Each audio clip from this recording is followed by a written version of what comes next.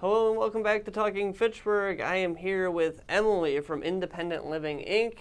Thank you so much for coming on the show today. We always appreciate you guys coming on and Thank you for having me. Yeah, of course. And we are here talking about home modification today. Right. But to just kind of start it off for the uninitiated, what is Independent Living? Independent Living is a local nonprofit here in the Madison area. We work primarily with seniors and people with disabilities, really trying to focus on making sure they're safe and taken care of at home and in the community as well. Awesome. Mm-hmm. And then so you work specifically with home modifications, mm-hmm. and so kind of what are the home modifications and how does that sort of all work? Right. So home modifications is a very broad term, Sure. I would say. We do have a few people on staff, so we have a therapist and a carpenter that kind of groups our team. We do go out and do a home safety assessment. So the part of home modifications would be going out to the home, seeing if there's anything we can change or fix to make sure somebody can stay at home and age safely at home, or if they can't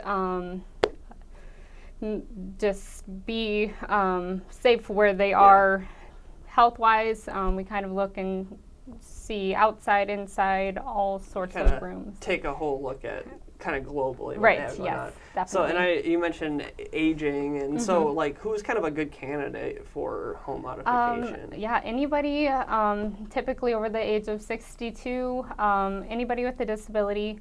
A lot of times, even if your health is well and you're doing pretty well at home, it's always nice to be prepared too. So yeah, always having those little things ready for you as you age.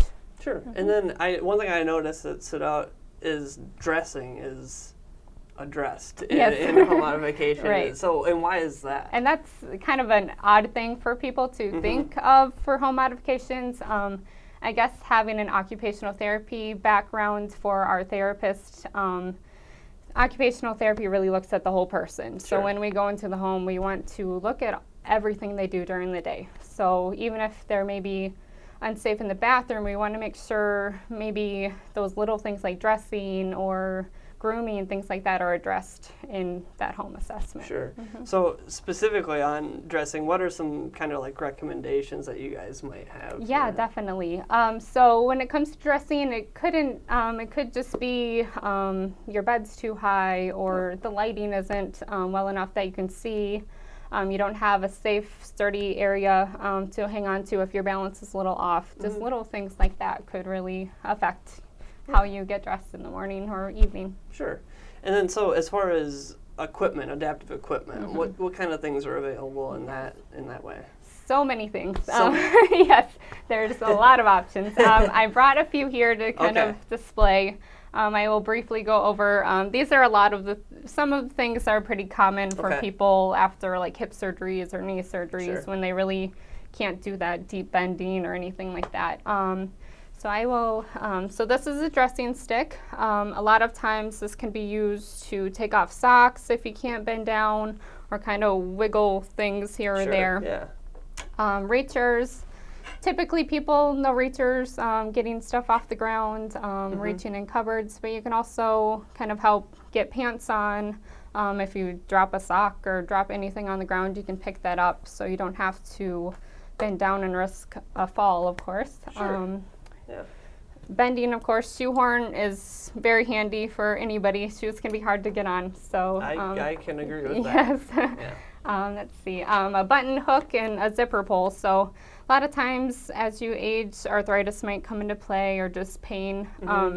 So this would really help get those buttons hooked on the shirts, and then also it's a little gadget that can help zip up any types of jackets. This is creative stuff. These are this is why it's good that you guys are around, because I would never think of these types of things. Yeah, most people don't. So it's awesome to have all these things.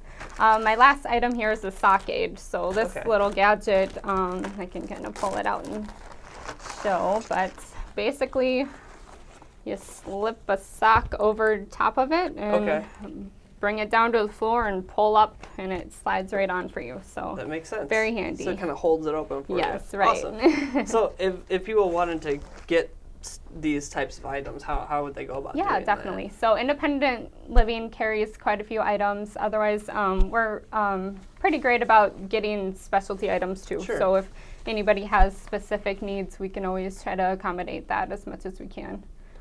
Awesome. Yeah, and then sort of, I guess one of the last things here, how can someone kind of decrease their need for assistance? Definitely. And stuff, so definitely keeping active. I mean, not only walking, just those general things that the doctor tells you to, but keeping your hands active and making sure they're not stiff and keeping those small and large muscles moving would really help. So. Awesome.